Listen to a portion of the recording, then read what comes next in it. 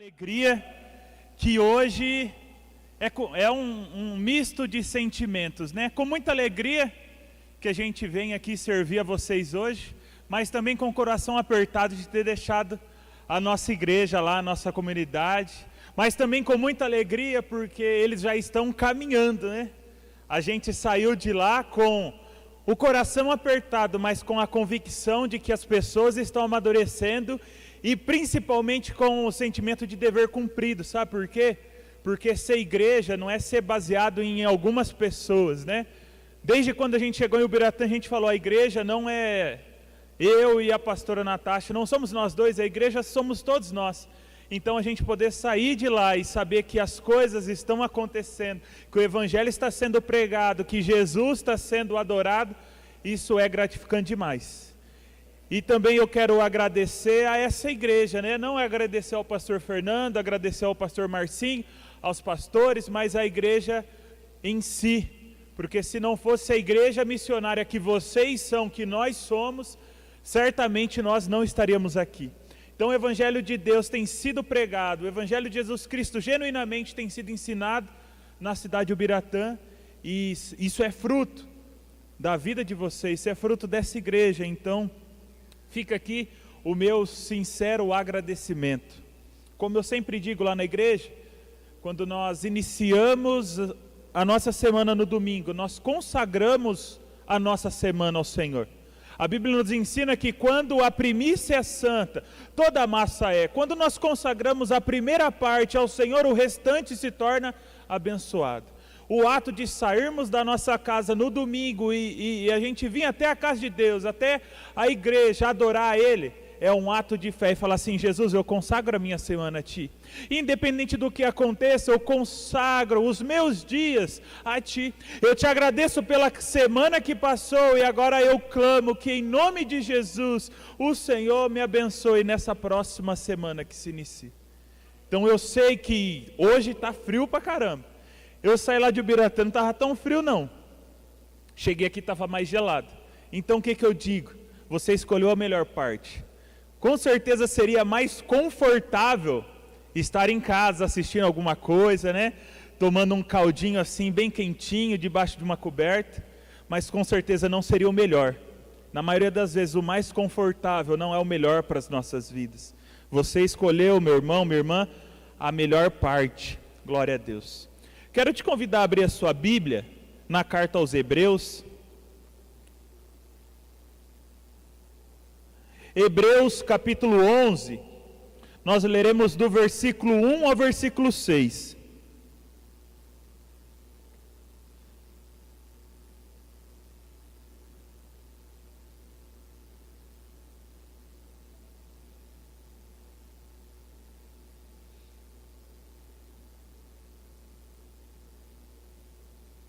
Hebreus 11, do 1 ao 6, um clássico, eu costumo chamar os textos mais conhecidos dos clássicos da Bíblia, né?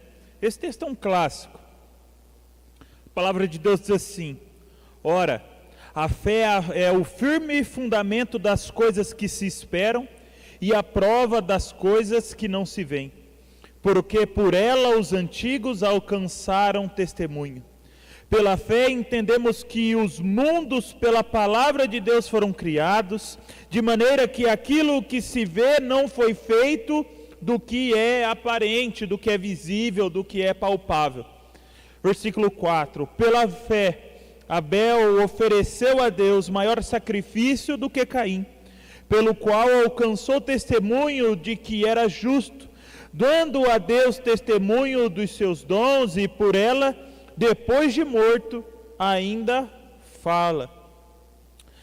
Pela fé, Enoque foi transladado para não ver a morte, e não foi achado porque Deus o transladara, visto como antes da sua transladação alcançou testemunho de que havera agradado ao Senhor nosso Deus. Versículo 6, ora, sem fé é impossível agradar a Deus, porque é necessário que aqueles que dele se aproximam, creia que Deus existe e ele se torna galardoador, ele se torna abençoador, recompensador daqueles que o buscam. Graças a Deus. Repita comigo, sem fé é impossível agradar a Deus. Feche teus olhos. Pai, muito obrigado, Jesus. Obrigado pela tua palavra que é viva, que é eficaz. Senhor Deus, que ilumina os nossos passos, nos orienta em meio à caminhada. Pai, muito obrigado pelo privilégio de sermos tocados e ministrados pelo Senhor. Pai amado, agora nós clamamos mais uma vez pela sua graça, que a sua graça esteja sobre a minha vida, para que eu seja apenas uma fonte a jorrar, ó Pai amado, daquilo que o Senhor tem para a sua igreja essa noite, e que a sua graça esteja em cada vida, Pai amado, em cada coração, para que seja solo fértil, a receber da sua semente, e multiplicar, não 30, não 60, mas 100 por 1. Jesus, muito obrigado. Assim nós oramos, agradecidos, em nome de Jesus. Graças a Deus. Para pensar comigo. Qual parte do nosso corpo nós tomamos mais cuidado? Qual parte do seu corpo? Pensa em você. Se você machucar, vai te gerar uma preocupação imediata. Cabeça. É a primeira coisa que vem na mente, é cabeça. Bateu cabeça, pronto. Meu Deus do céu, toma cuidado. A criança, quando cai e bate a cabeça, pelo amor de Deus, não deixa dormir. Não deixa dormir. Joga água na cara, sacoalha a criança, mas não pode dormir. Se bobear, corre para o médico. Talvez isso era só lá em casa, mas bateu a cabeça, o bicho pegava. A gente tem o Uno, né? Eu e minha esposa, um Uno em 97, sou apaixonado naquele carro. Mas não é muito proporcional o tamanho do motorista para o tamanho do automóvel, né? E então vira e mexe. Eu estou colocando alguma coisa no porta-mala, a hora que eu vou sair, mas eu dou-lhe uma cabeçada no Uno, cara. Uma cabeçada o Uno abre assim, né? Na tampa do porta-mala, que eu vejo até estrela. Além da dor que eu estou sentindo, se eu estou com a minha digníssima esposa, eu ainda tomo uma dura. Ela pega e fala assim: ô Danilo, você tem que tomar cuidado. E a minha vontade é de falar assim: mas você acha que eu bati de propósito? Ela briga comigo, porque ela fica preocupada de eu ter batido a minha cabeça. Outra coisa que a gente fica super preocupado é o coração. Eu sinto dor na perna direto. Dor na perna, dor na panturrilha, dor nas costas. E eu sei que com você não deve ser diferente. Às vezes a gente sente um monte de dor. Agora, e se você sentir uma dor no coração? Você fala assim: meu Deus do céu. Se o braço começar a formigar, você pode ter dormido em cima dele assim, ó. Aí você acorda formigando e fala: meu Deus do céu, o que está acontecendo? Você fica com medo. Você já procura um médico na hora. Dor na perna, dor nas costas, você vai levando. Agora uma dor no coração, você fala assim: meu Deus que me perdoe. E você já parou para pensar que são coisas, tanto o coração quanto a nossa mente, o nosso cérebro, coisas que Deus protegeu e colocou no lugar mais protegido do nosso corpo? Já parou para pensar? Sabe por que isso? Porque elas são vitais para a nossa vida. Tanto o nosso coração quanto a nossa mente são vitais para o bom exercício das funções do nosso corpo. Sem os dois nós não vivemos, nós sabemos disso. E por isso nós cuidamos de uma forma extremamente rigorosa. Mas voltemos ao texto. A carta aos Hebreus, que não tem um escritor historicamente definido, ela é destinada não a uma igreja específica, porque se você pegar as cartas que o apóstolo Paulo escreveu, são destinadas a igrejas específicas, a casos específicos, a situações específicas do povo do Senhor. A carta aos Hebreus é destinada a todas as pessoas que estavam se aproximando de Jesus. Todos os judeus que conheciam o Senhor dos Exércitos, o Deus Todo-Poderoso, que estava se rendendo aos pés de Jesus, receberam essa carta como orientação. Então eu desafio você, se você não tem acompanhado um plano de leitura, leia a carta aos Hebreus nessa semana. Tem princípios fundamentais do cristianismo, mas duas coisas principalmente são pilares dessa carta aos Hebreus. Coisas a respeito do nosso Senhor, do senhorio de Jesus, né, da obra salvífica dele pelas nossas vidas, e também o assunto central daquilo que nós vamos conversar essa noite, que é fé. A fé, ela é vital para a nossa vida. Ela tem uma função vital para o nosso relacionamento com o Senhor, e a gente vai conversar um pouco a respeito disso. O que é fé para você? O que é fé? Aqui o escritor aos Hebreus, no versículo 1, ele dá uma breve descrição. Ele diz assim: ora, a fé é o firme fundamento das coisas que se esperam e a prova das coisas que não se veem. Ok, fé também é isso. Mas talvez, lendo assim, fica um tanto quanto abstrato, de certa forma até poético e pouco prático. Talvez a gente não consegue de fato aplicar isso para o nosso bom entendimento. Mas, trocando em miúdos, eu gosto de entender a fé como o meio pelo qual nós nos relacionamos com Deus. A fé é o meio pelo qual nós nos relacionamos com Deus, mas também o meio pelo qual nós alcançamos aquilo que nós queremos da parte do nosso Senhor. A fé, meu irmão e minha irmã, ela é vital para a nossa vida com o Pai. Então eu te pergunto, se nós cuidamos do nosso coração e da nossa cabeça com todo zelo, e da nossa fé, temos cuidado da mesma forma? Responda para si mesmo. Como você tem cuidado da sua fé? Como você tem cuidado da ferramenta pela qual você se relaciona com Deus? Como anda a sua fé? Essa pergunta é mais fácil de responder. Como anda a sua fé? Como você tem descansado no Senhor? Como você tem entregado a sua vida a Ele? Qual é o tamanho do depósito de confiança que você tem no Senhor? Qual é o tamanho da sua intimidade que você tem com Ele? Como anda a sua fé? Para que a gente responda a uma pergunta referente ao nosso presente, uma maneira muito fácil de fazer isso é olhar para o nosso passado. Olhe para algum tempo atrás da sua caminhada. A sua fé hoje está melhor do que a sua fé de um ano atrás? A sua fé de hoje é melhor do que aquela fé de quando você teve a sua primeira experiência com Jesus? Faça essa análise.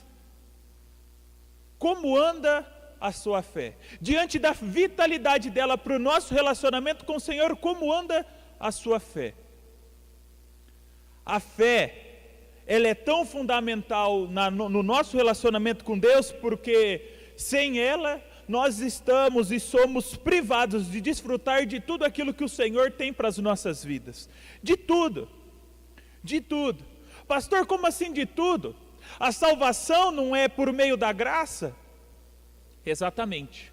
Não há nada que possamos fazer que faça valer a pena o sacrifício de Jesus naquela cruz e o plano da salvação por completo. Não tem nada que possamos entregar para pagar o sacrifício de Cristo. Não tem nada que façamos que justifique o amor do Senhor pelas nossas vidas.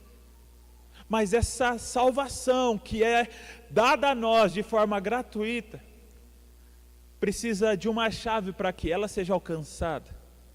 E no Evangelho de João, capítulo 3, versículo 16, o evangelista diz bem assim: que Deus amou o mundo de tal maneira, que deu o seu Filho unigênito para que todo aquele que nele crê, não pereça, mas tenha vida eterna. O único critério para a salvação é a fé em Jesus. Então a fonte fundamental do cristianismo, o plano principal do Senhor, que é salvar a humanidade, depende da minha e da sua fé. Sem fé nós não alcançamos o plano maravilhoso de Jesus para as nossas vidas. Sem fé nós não desfrutamos das bênçãos que a gente tanto espera. Sabe essas bênçãos que você pede ao Senhor? Sabe quando você dobra o seu joelho e você clama a Ele que Ele mude a realidade da sua casa, da sua família, da sua vida profissional, da sua vida financeira, da sua vida sentimental, da sua vida espiritual, todas as bênçãos, todas as intervenções divinas que você clama, ela só será alcançada por intermédio da fé. Na verdade, todas as coisas só são alcançadas por intermédio da fé. Quando Jesus subiu com seus 3 principais discípulos, Pedro, Tiago e João, ao Monte da Transfiguração, e lá eles experimentaram certamente da experiência mais sobrenatural do Novo Testamento. Quando eles desceram, encontram os demais discípulos, uma multidão empolvorosa, porque os discípulos não conseguiram expelir o demônio de um menino. E o pai daquele menino inconformado, também com a situação do filho, mas também com a incapacidade dos discípulos de Jesus fazerem alguma coisa, aquele homem chega até Jesus e fala assim, isso está descrito no Evangelho de Marcos, capítulo 9. Ele fala assim, Jesus, há muito tempo esse demônio mudo tomou conta do meu filho.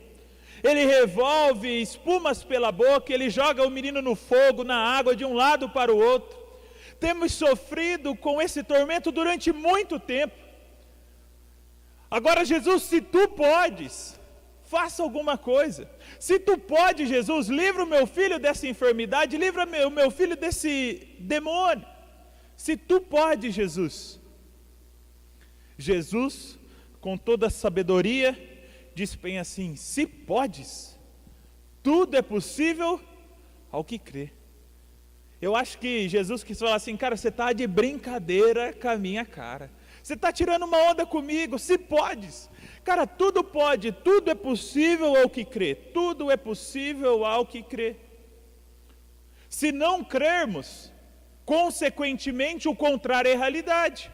Se tudo é possível ao que crê, nada é possível ao que não crê.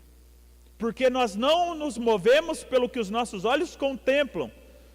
Nós nos movemos pelo que os nossos olhos enxergam. Palavras do apóstolo Paulo. Mas diante dessa importância da fé, como anda a nossa fé? E aí vamos trazer para a nossa realidade. Se você, diante dessa pergunta que eu te fiz, e você se respondeu, cara, minha fé está meio mais ou menos. Minha fé não anda lá aquelas Brastemp, minha fé está igual o carro a álcool para ligar amanhã cedo na hora de trabalhar. Está dando um trabalho, minha fé está morninha, minha fé está devagar. Não é dando justificativa, mas é encontrando respostas. Nunca a humanidade, na história moderna, enfrentou tamanha dificuldade como a que nós estamos enfrentando nos nossos dias. Talvez você pode falar assim, não pastor, mas teve a Primeira, a Segunda Guerra Mundial, um pouco antes teve a gripe espanhola, são diversas crises, de fato. Mas das gerações com as quais nós convivemos, eu creio que nós nunca enfrentamos dificuldade tão grande. A pandemia afetou todas as esferas da nossa sociedade e as esferas da nossa vida. A nossa vida econômica, a nossa vida profissional, a nossa vida social, o nosso vir à igreja, tudo foi mudado. Sofremos dificuldade de todos os lados, sofremos com a dor da perda por todos os lados. Eu tenho certeza que você tem algum conhecido, algum ente querido que se foi por conta desse vírus. Eu tenho. A nossa fé foi, de uma forma bruscamente atacada, por conta das circunstâncias cujo nós estamos vivendo. Então se você fala assim, pastor, a minha fé não está lá aquelas coisas, a gente pode encontrar uma justificativa. Mas meu irmão e minha irmã, como melhorar a nossa fé? Como mudar essa ferramenta tão importante para a vida cristã? Eu tenho alguns ensinamentos que Deus colocou no meu coração. A primeira coisa é não se conformar, ou eu gosto da palavra se incomodar. Incomodar. Já que a gente falou um pouco de anatomia no começo, vamos falar um pouco também agora. Imagine, se todas as doenças sérias que existem, doenças graves, não dessem um sinal mínimo para que a gente descobrisse que há algo errado com a gente. Por exemplo, imagine se não fosse as dores de cabeça que dão em uma pessoa que está prestes a sofrer um tipo de derrame, um tipo de AVC. Imagine se não fosse os sinais que dão no coração de uma pessoa sem antes sofrer um ataque cardíaco. Imagine se não fosse a febre que ataca uma pessoa que está com uma infecção gravíssima que ela não sabe de maneira nenhuma que ela podia ter. se não fossem os incômodos que o nosso corpo apresenta, muitas pessoas cairiam duras, subitamente mortas, porque não dariam um prévio aviso. Então, quando vem uma dor, quando vem um sintoma, a gente pensa, tem alguma coisa o quê? Tem uma coisa errada comigo. Eu preciso procurar ajuda, eu preciso mudar. Eu me incomodo, é o que faz eu ir atrás da raiz do problema, o que de fato está errado comigo. Agora, se eu sentir uma dor, deixa doer, deixa aí, não dá nada não, deixa doer, não vou atrás. Eu fico acomodado, essa dor não me incomoda, então deixa do jeito que está.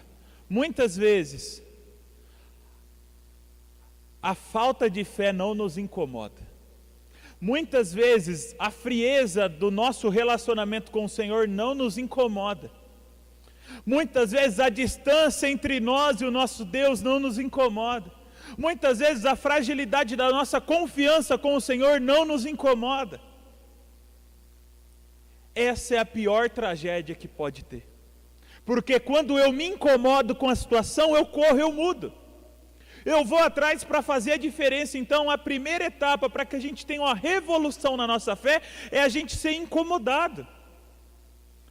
Então, meu irmão, se você olhou para trás e falou assim, a minha fé quando eu conheci Jesus era muito mais forte, meu coração queimava, minha mente era cheia das palavras do Senhor, eu era tão mais confiante naquilo que Ele tinha para a minha vida, hoje é tão fraco.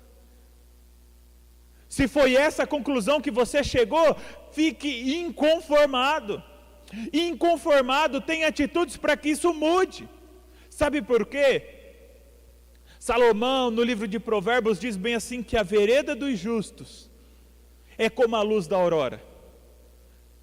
Vai brilhando cada dia mais e mais, até se tornar o que? Um dia perfeito. O que ele está falando? Que a caminhada da nossa fé ela é progressiva. Que eu vou conhecendo e progredindo, continuando em conhecer. Se a minha fé era de tal tamanho, depois vai ser dobrado e assim por diante. O cristão que eu fui ontem é pior do que o cristão que eu sou hoje, e será ainda muito pior do que o cristão que eu serei amanhã. O conhecimento de Deus ele é progressivo, a nossa fé precisa ser crescente como a luz do dia, vai brilhando cada dia mais e mais. Então, se você olha para dentro de si e vê uma fé vacilante, se você olha para dentro de você e vê o seu relacionamento com Deus capengando, meio que manquitolando, cara, fique inconformado, não se conforme com a mesmice, não se conforme com o morno, mas pelo contrário, fique inconformado, se incomode e fala, eu não aceito essa mediocridade da fé, eu não aceito a ser meia boca. Nós fomos criados para viver acima da média. Então, o que nós precisamos fazer? Cara, se a minha fé está meia boca, saia da passividade. Saia da passividade, não aceite a situação. Se posicione.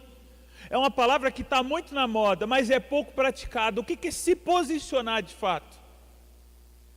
Certa vez eu conversando com um casal lá da igreja, na verdade com um homem.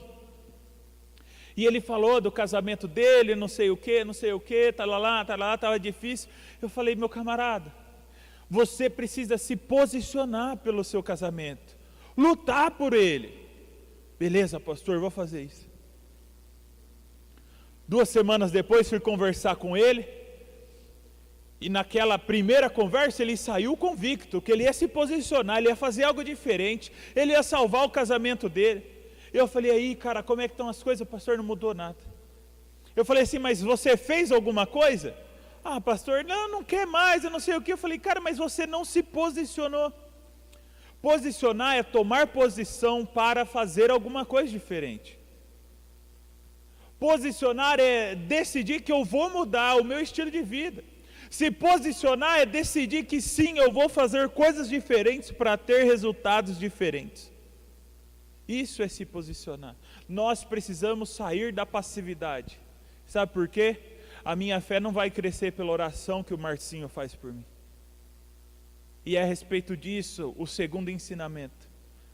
Se primeiro nós precisamos ser incomodados, inconformados com a real situação da nossa fé, segundo, nós precisamos cultivar a nossa fé.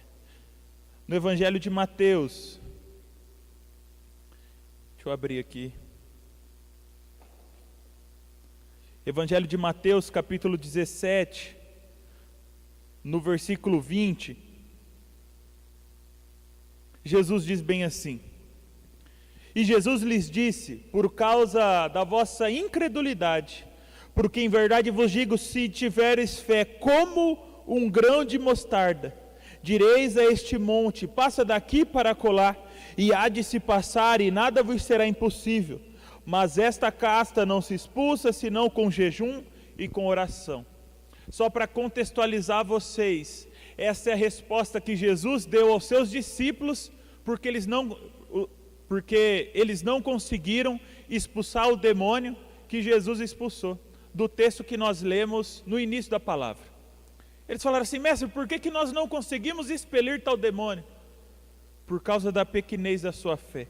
Mas eu quero chamar a sua atenção no versículo 20, quando Jesus diz bem assim: se vocês tiverem a fé como um grão de mostarda, não do tamanho, mas como um grão de mostarda. Jesus, outra vez, comparou o reino de Deus com o grão de mostarda. Jesus fala bem assim que o reino de Deus é semelhante ao grão de mostarda, que enquanto semente é menor de todas as sementes, mas quando plantado, ela germina, cresce e se torna uma gigantesca hortaliça, ao ponto das aves dos céus fazerem ninhos nela. E falando de fé, ele faz a mesma comparação. Olha, vocês não conseguiram expelir essa casta por causa da pequenez da sua fé. Sim, a fé de vocês são pequena. A fé de vocês é pequena, tem pouco tempo que vocês caminham comigo. Agora, se vocês tiverem a fé como um grão de mostarda, hoje ela é pequena, mas ela pode ser o que? Cultivada. Não é do tamanho. Muitas vezes nós nos escoramos nesse texto de forma errônea. Mas Jesus falou que não importa o tamanho da nossa fé, que ela pode ser do tamanho de um grão de mostarda. Não, Jesus não está falando do tamanho, e sim de como um grão de mostarda. Nós temos o dever de cultivar a nossa fé. Eu não sou da agricultura, mas eu já plantei um feijãozinho no algodão. Eu não sou muito dessas coisas, mas eu já fiz canteiro. Eu já fiz um canteirinho lá em casa, só de cebolinha. Fiz lá o canteirinho, né? Peguei umas mudinhas e plantei. Aí uma moça lá da igreja, que é um pouco mais entendida, um dia foi lá em casa fazer não sei o quê. E ela tirou sarro da minha cara. Ela olhou o nosso canteirinho lá, porque eu falava com ela, né? Falava: Pati, eu não sei o que eu estou fazendo de errado. Não vai o meu canteiro, não sei o quê. Aí um dia ela foi em casa, eu não estava. E depois eu fui na loja que ela trabalha, ela falou assim: pastor, você está de brincadeira. Naquela terra não nasce nada não, que lá é só areia, está seco, não tem vida naquela terra. Você precisa adubar, você precisa mexer lá, fazer isso, fazer aquilo outro, tal, senão não vai funcionar. O que eu fiz? Eu fui fazer. Arrumei um adubo que não era muito cheiroso, mexi e tal, arrumei umas mudas novas. E por fim, gente, mas deu um monte de cebolinha. Um monte. Cabeção, o que adianta um monte de cebolinha para 2 cabeças? Estragou tudo. Tira e congela. A gente tentou fazer isso, mas não é fresquinho, não fica tão gostoso. Mas onde eu quero chegar? Cultivar tudo que a gente cultiva. Tem alguém aqui que mexe com a terra, que trabalha com isso? Tem um rapaz lá no fundo. Tem um pessoal lá da igreja também. Eu não entendo muito, mas conversando com eles que entendem muito, cultivar dá muito trabalho. Dá ou não dá, companheiro? Dá muito trabalho. Tenho certeza que amanhã, com esse frio, você vai estar lá lidando com as coisas. Cedinha. Cultivar dá trabalho. Tem que levantar cedo. Não importa do jeito que está, você tem que estar cedo lá lidando com as coisas.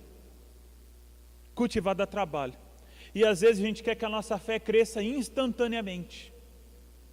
Às vezes a gente quer que a nossa fé cresça com alguém colocando a mão na nossa cabeça. Às vezes a gente quer que a nossa fé cresça com a gente assistindo Netflix. Às vezes a gente quer que a nossa fé cresça com a gente mexendo no celular. Às vezes a gente quer que a nossa fé cresça com a gente sem ir na célula, sem vir na igreja, sem ter um tempo com Deus. A gente quer que a nossa fé cresça porque ela tem que crescer. Não. Jesus falou assim, olha, vocês precisam cultivar a fé de vocês, vocês precisam trabalhar arduamente para que a fé de vocês se desenvolvam. Só que o que acontece? A gente vive um tempo com as coisas muito fáceis, né? A gente pode até pensar na geração do delivery, do drive-thru não, porque na nossa região aqui não existe. Cascavel sim, mas tanto aqui quanto em Ubiratã o delivery já funciona bem. Coisa que na geração dos nossos pais não existia. Você quer comer alguma coisa, você liga ali, hoje nem liga mais, manda uma mensagem, ou então no próprio aplicativo do restaurante, você pede, o negócio chega na porta da sua casa e de graça ainda, muitas vezes a entrega. Não suja a panela, não tem que lavar a louça, não tem trabalho de ir no mercado comprar as coisas para cozinhar, para fazer, enfim, é tudo muito fácil. E a gente traz isso para o nosso relacionamento com Deus. Se todas as coisas vêm fácil, por que não o aumento da minha fé? Não. Com Jesus as coisas são diferentes. Nós precisamos cultivar a nossa fé com o esforço dos nossos braços, né, entre aspas, com os nossos esforços. Nós precisamos cultivar a nossa fé. Agora, como eu cultivo? Primeiro é crendo, tentando crer. Você já começou a fazer alguma coisa que você nunca fez? É extremamente difícil no começo. Então, se você não consegue descansar no Senhor, se você não começar, você nunca vai conseguir. Então, comece crendo, comece tentando. Ah, pastor, mas eu sou muito ansioso, sou muito ansiosa, eu não consigo. Você já tentou? Comece crendo, comece buscando no Senhor descanso. Tente crer nele, descansar nele. Tente investir. Não tem como você crer, começar a crer, sem um dia ter o início. Então, primeira etapa, comece a crer. Segunda coisa, precisamos buscar ao Senhor. A gente só acredita em quem a gente conhece. Nós só confiamos, de fato, em quem nós temos intimidade. Está aqui a minha esposa. Na casa da minha mãe, eu vivi durante 22 anos, eu acho. Uns 23, 24 anos. Tem 2 anos e meio que eu vivo com a minha esposa. Tenho muita intimidade com a minha mãe. Conheço muito ela, mas com certeza hoje eu conheço muito mais a Natasha do que a minha mãe. Conheço muito mais a minha esposa. Sou íntimo dela. Eu acordo ao lado dela todos os dias. Eu conheço as qualidades, os defeitos, as fraquezas, as forças. Eu conheço ela. E diante disso, eu posso falar que eu confio a minha vida a ela. Por quê? Porque ela não é uma pessoa que eu vi na rua ontem. Ela é uma pessoa que eu conheço. Eu deposito a minha fé nela. Não a fé espiritual, mas a fé de confiança. Sabe, a fé de você fechar os olhos e falar, se eu precisar confiar a minha vida, eu confio. Como que confiaremos no Senhor? Como que depositaremos a nossa fé nele se nós não o conhecemos? E eu não estou falando de conhecer, de ouvir falar. Estou falando de ser íntimo, de passar tempo do lado dele. Nós precisamos buscar ao Senhor. Sabe, o Evangelho do Senhor nunca foi tão bem aceito na nossa sociedade. Segundo as pesquisas, em 2022, ano que vem, né? Tudo bem que essa pesquisa era de 2010. Os evangélicos seriam a maioria na nação brasileira. Se não for 2002, essa progressão está aí, está perto. Já éramos 40% no censo de 2010. Nunca as igrejas estiveram tão cheias. Mas também, eu imagino que nunca as pessoas buscaram tão pouco ao Senhor. Eu imagino que nunca as pessoas investiram tão pouco tempo na presença de Deus. Por isso a fragilidade da nossa fé. E sabe por que isso? Porque a gente traz o nosso relacionamento com o Senhor para a esfera do sensorial. Como assim? Amanhã vai estar um frio de lascar. Quem vai acordar assim, pela previsão vai estar 2 graus, né? Quem vai acordar amanhã e falar assim, nossa, que delícia, que vontade de trabalhar. Nossa, eu estou morrendo de vontade de trabalhar, eu vou. Quem vai acordar assim? Sei, eu acho que a maioria vai acordar assim. Nossa, que friozinho gostoso para ficar nessa cama, mas eu tenho que trabalhar, vamos lá, vamos lá. A gente não cumpre com a maioria das nossas obrigações porque a gente quer. A gente cumpre por conta do nosso senso de responsabilidade. Amanhã você não vai para o seu trabalho porque você vai estar morrendo de vontade de trabalhar. Você vai para o seu trabalho porque você tem responsabilidade de estar lá. Ou seja, não é vontade, não é sensorial, não é o que eu quero, é o que eu tenho que fazer. A maioria das coisas da nossa vida nós mantemos nessa esfera, na esfera racional. Com o Senhor é diferente. A gente traz para a esfera do sensorial. Hoje eu não estou com vontade de ir no culto, não, eu não vou. Hoje eu não estou com vontade de ir na igreja, não estou com vontade de ir na cela. Hoje eu não estou com vontade de orar. Hoje eu não estou com vontade de ler a Bíblia, pastor, não vou ler não. Eu não estou com vontade, eu não estou com vontade, eu não estou com vontade. E nisso o nosso relacionamento com o Senhor fica o quê? Fica frágil, fica raso. Enquanto nós não tirarmos o nosso relacionamento com o Senhor do sensorial, a gente nunca vai se aprofundar. Sabe por quê? Porque vai ter dia que você vai ler a Bíblia, não porque você quer ler, mas porque você tem que ler. Que você vai orar porque você tem que orar. Por que com as outras coisas funcionam e com o Senhor não? Nós precisamos viver também a racionalidade da fé. Eu chamo isso de trazer o Senhor para a esfera da responsabilidade, da convicção. Mas pastor, eu busco ao Senhor porque eu amo e não por obrigação.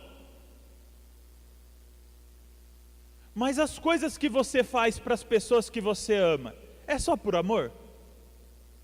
Quando você está deitado já, deitado, bem sossegadinho, ou vendo uma TV, alguma coisa assim, a sua esposa pega e fala assim, amor, pega um copo d'água para mim, pega alguma coisa para mim. Você vai fazer por, eu vou, tudo bem, eu te amo. Você faz, mas você é folgado, hein? Aí você pega e vai. O amor, ele também vem, ele traz consigo sim, obrigações, responsabilidades. A gente sabe disso, mas por que com Deus não funciona? Enquanto isso não funcionar, o nosso relacionamento com o Senhor vai ser vazio, vai ser circunstancial. E nós não podemos basear nisso o nosso relacionamento com Ele. Então busque Ele, independente do seu sentimento, independente do estado do seu coração, independente do que o teu coração está clamando, busca o Senhor, invista tempo na presença dEle, porque só assim a nossa fé será sempre crescente, só assim, essa é a saída, buscar o Senhor. Quando eu o conheço, eu descanso. Quando nós conhecemos o caráter do Senhor, nós descansamos. Sabe por quê?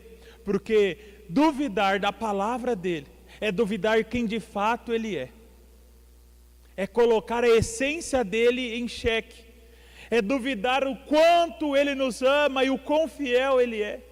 Infiéis de fato, nós sabemos que somos nós. Então, busque a Ele, só assim cultivamos a nossa fé. E como eu disse, cultivar dá trabalho. Busque ao Senhor, independente do que você esteja sentindo, busque a Ele. E o terceiro ensinamento para que a gente reavive a nossa fé, nós devemos basear a nossa fé no Senhor e não nas circunstâncias. Precisamos basear a nossa fé no Senhor que é eterno e não nas circunstâncias que são perecíveis. Antes de nos mudarmos para o Paraná, a gente pastoreávamos, éramos pastores auxiliares em uma igreja lá em São Paulo, igreja metodista em Vila Nive. Zona Norte de São Paulo. O último ano que ficamos lá, a igreja estava completando 70 anos. Eu era professor lá se chama Escola Dominical, da classe de homens. O rapaz mais novo da minha sala, o mais jovenzinho, tinha 57 anos. E eu não estou brincando. 57 anos. Era uma igreja mais idosa. E tinha lá alguns senhores que gostavam de conversar. E eles viram a cidade de São Paulo de uma maneira inimaginável. Seu Nelson, ele contava para mim assim, ele fala assim, nossa, eu aqui, ó, tinha um rio que cortava lá, que a gente cruzava, eu não lembro o nome agora. Ele falava, era limpinho, a gente brincava ali, corria na beira, nadava, não sei o que, hoje é um esgoto a céu aberto. O outro era motorista de ônibus, contava como que eram os ônibus na época que ele dirigia, porque hoje ele já tem 80 e lá vai água. Contava como que era o trânsito, como que eram os ônibus. E uma vez, o seu Ademar, motorista de ônibus, ele falou bem assim para mim. Ele falou assim, Danilo, eu já vi muita coisa. Eu já passei por muita coisa difícil. Você não imagina quanta dificuldade que eu já vivi. Quantas coisas que já aconteceram na minha vida. Quantas mudanças que eu vi na cidade. Na vida, na igreja. Tanta coisa mudou. Tudo mudou. Mas uma coisa nunca mudou. Que foi o Senhor. Meu irmão e minha irmã. As coisas mudam. O Senhor, Ele é eterno. Sobre a pandemia, o que a gente mais tem é incerteza. É ou não é? Eu lembro quando tudo começou ano passado. A gente falava assim, em maio vai estar tudo bom. Em maio do ano passado, né? Em maio, junho, não, até junho não chega. Cara, a gente já abriu e fechou a igreja, né? Os cultos presenciais algumas vezes. A gente já marcou, desmarcou, remarcou de novo várias coisas. A gente não sabe o dia de amanhã, a gente tem um monte de incertezas, a gente não sabe o que vai acontecer. A gente está quase igual o lema dos alcoólicos anônimos, um dia de cada vez. Vamos programando a curto prazo. Não dá para saber, a gente tem diversas incertezas. Mas uma certeza eu tenho também, é que vai passar. Vai passar. Independente de quando, como, por quê, vai passar. Sabe por quê? Tudo isso passa. As dificuldades passam. A luta que você está enfrentando dentro da sua casa, ela vai passar. A dificuldade que você está enfrentando no seu trabalho vai passar. O vermelho da sua conta vai passar. Todos os problemas passam, mas o Senhor, Ele permanece para sempre. Essa é a chave, só que o que acontece? A gente deposita a nossa fé no que os nossos olhos veem. Que os nossos olhos contemplam, a gente coloca os nossos olhos na circunstância. A gente coloca os nossos olhos no caos do casamento, na dificuldade com os filhos. A gente coloca os nossos olhos com o desemprego. A gente coloca os nossos olhos no circunstancial.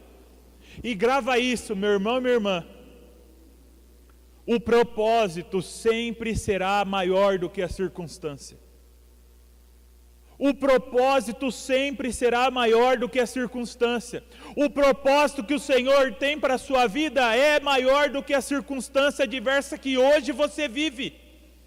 E só tendo isso em mente, nós conseguimos depositar a nossa fé no Senhor. Precisamos colocar a nossa fé naquilo que é imutável, naquilo que permanece para sempre. O Senhor é o mesmo. Daqui 90 anos, poucos de nós estaremos vivos. Poucos de nós. As nossas histórias, muitos de nós não serão nem mais lembrados. Ou vai me dizer que você conheceu ou sabe o nome do seu tataravô? São 3 gerações, pensa bem comigo. Isso aqui é um estalar de dedos. E se Jesus não tiver voltado, as pessoas estarão aqui em Corbélia buscando ao Senhor, adorando a Ele, buscando, servindo. Sabe o que significa? Que a nossa memória terá passado e o Senhor permanece. O que são as nossas dificuldades? O que são as nossas dores, os nossos sofrimentos? Então, meu irmão e minha irmã, a nossa fé precisa estar depositada no Senhor. No Senhor e não na circunstância. Se você ler o capítulo inteiro de Hebreus 11, está falando dos heróis da fé. Até começou ali, né? Falou de Enoque, falou de Caim, ou de Abel, melhor dizendo. E ele vai continuando, falando de homens que creram contra a esperança. Homens que creram independente da circunstância. Ele está nos dando exemplo de como ser um herói da fé. Ali o escritor não está colocando os heróis da fé em um pedestal, em um lugar inalcançável, mas ele está nos dando a receita de como ser um herói da fé. Ele fala de Moisés. Como Moisés foi herói da fé? Acreditando que o Senhor havia de abrir o Mar Vermelho, que independente do gigantesco exército que estava atrás dele, o Senhor daria livramento. Ele fala de Davi. Enquanto o exército de Israel estava tremendo de medo, correndo de Golias, ele falou assim: quem pensa ser esse gigante, esse filisteu incircunciso, para vir contra o exército do Deus vivo? Ele fala de Jó, que enquanto a mulher dele falou assim: você amaldiçoa esse teu Deus e morra, Jó pega e fala assim: falas como uma louca. Nu eu vim e nu eu voltarei, bendito seja o nome do Senhor. Homens que creram contra a esperança. Você quer ser denominado como herói da fé? Creia contra o que os seus olhos enxergam, porque a sua fé precisa estar baseada no Senhor. Isso é ser um herói da fé. Isso é ser um herói da fé. Eu costumo dizer para o pessoal lá em Ubiratã que nós estamos escrevendo a Bíblia de hoje. Eu não estou com a Bíblia física, né? Eu estou com o celular, mas temos aqui o texto canônico, a palavra de Deus sagrada. Como eu acabei de falar quando eu orei, é o que ilumina os nossos passos, é o que fundamenta a nossa fé, é a palavra de Deus. Mas nela contém testemunhos de homens e mulheres que caminharam com Jesus, que caminharam com o Senhor, que creram contra a esperança. E eu falo para as pessoas em Ubiratã, nós estamos escrevendo a nossa Bíblia. Aqui olha quantas Bíblias estão sendo escritas. E sabe o que tem que estar na nossa Bíblia? Que nós sim somos heróis da fé. Que nós sim cremos contra aquilo que os nossos olhos enxergam. Eu quero encerrar e eu quero te convidar a você se colocar em pé.